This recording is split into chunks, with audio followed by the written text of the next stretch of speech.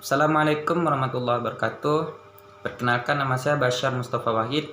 Saya mahasiswa dari Prodi Hukum Ekonomi Syariah Fakultas Syariah kelas A semester 3. Di sini saya akan menjelaskan terkait pengertian dari asobah.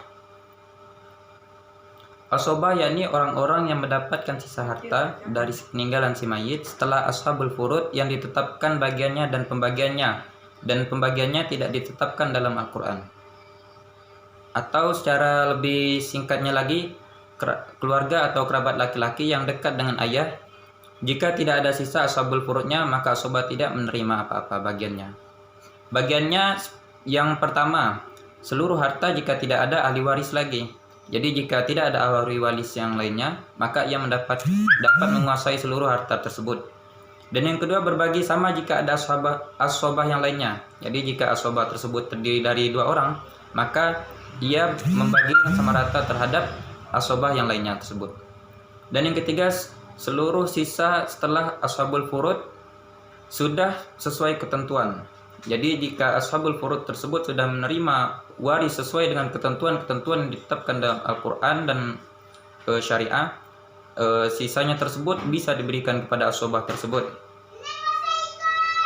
Dan yang keempat, 2 laki-laki dan 1 bagian perempuan, 2:1. Nah, yang ini adalah ketetapan terhadap pembagian dari laki-laki dan perempuan, ini 2:1. Dan yang kelima, tidak sama sekali jika habis atau cukup untuk ashabul furudnya. Jadi jika pembagian waris tersebut cukup atau habis oleh ashabul furud, maka asobah tersebut tidak mendapatkan apa-apa. Sebagian menjelaskan dalam Al-Quran, surah An-Nisa ayat 176, yastaftunaka qulillahu yuftikum fil kalalah in imru'u halaka laysa lahu waladu wa lahu ukhtun falaha nisfu ma taraka wa huwa yarithuha illam yakul lahu walad fa in kana tasnataini falahuma thalathani mimma taraka wa in kanu ikhwatur rajulaw wa nisa'an falidzakari mithlu hadzil unsayain yubayyinullahu lakum an tabillu wallahu bikulli syai'in alim. Mereka meminta fatwa kepadamu tentang kalalah. Katakanlah, Allah memberi fatwa kepadamu tentang kalalah, yaitu jika seorang meninggal dunia dan ia tidak mempunyai anak dan saudara perempuan, maka bagi saudara perempuan 1/2 dari harta yang ditinggalkannya. Dan saudara laki-laki menguasai seluruh harta saudara perempuan. Jika ia tidak mempunyai anak tetapi saudara perempuannya 2 orang, maka bagi keduanya 1/3 harta yang ditinggalkan oleh orang yang meninggal.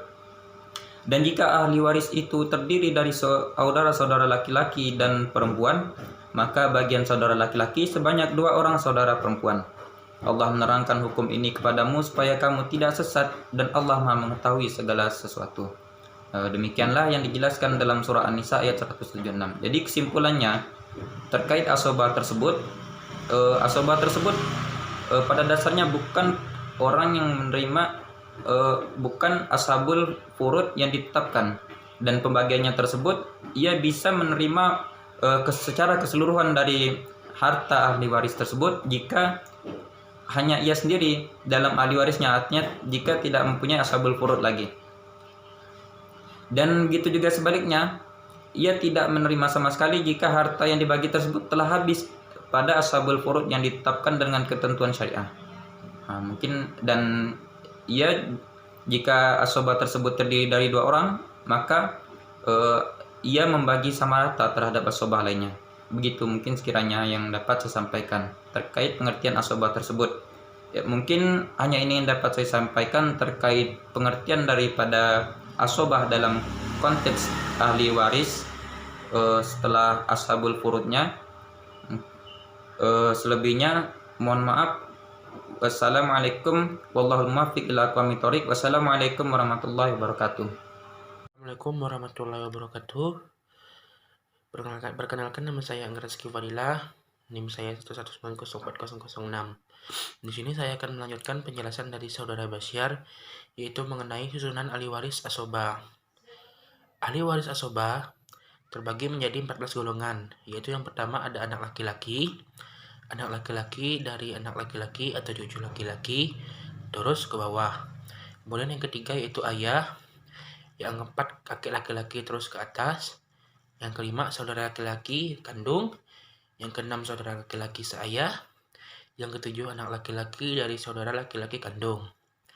Kemudian yang ke-8 yaitu ada anak laki-laki dari saudara laki-laki seayah. Ke-9, paman sekandung. 10, paman seayah. Ke-11, anak laki-laki dari paman laki-laki kandung. Ke-12, anak laki-laki dari paman laki-laki seayah. Ke-13 yaitu laki-laki yang memerdekakan. Dan 14, perempuan yang memerdekakan. Kemudian yang C yaitu pembagian ahli waris asobah.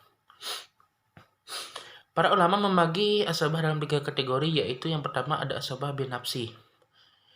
Asobah binafsi yaitu orang yang menjadi asobah disebabkan oleh dirinya sendiri. Maksudnya di sini yaitu asobah yang menjadi asobah disebabkan karena kedudukannya. Asobah binafsi merupakan semua laki-laki yang nasabnya dengan orang yang meninggal tidak diselangi oleh perempuan. Mereka adalah anak laki-laki, cucu laki-laki dari pihak laki-laki, kemudian ayah, kakek dari pihak ayah, saudara laki-laki sekandung, saudara laki-laki seayah, anak laki-laki dari saudara laki-laki sekandung, anak laki-laki dari saudara laki-laki seayah, paman sekandung, paman seayah, anak laki-laki dari pihak paman sekandung, anak laki-laki dari pihak paman seayah, mukti atau orang laki-laki yang memerdekakan, dan asobah mukti.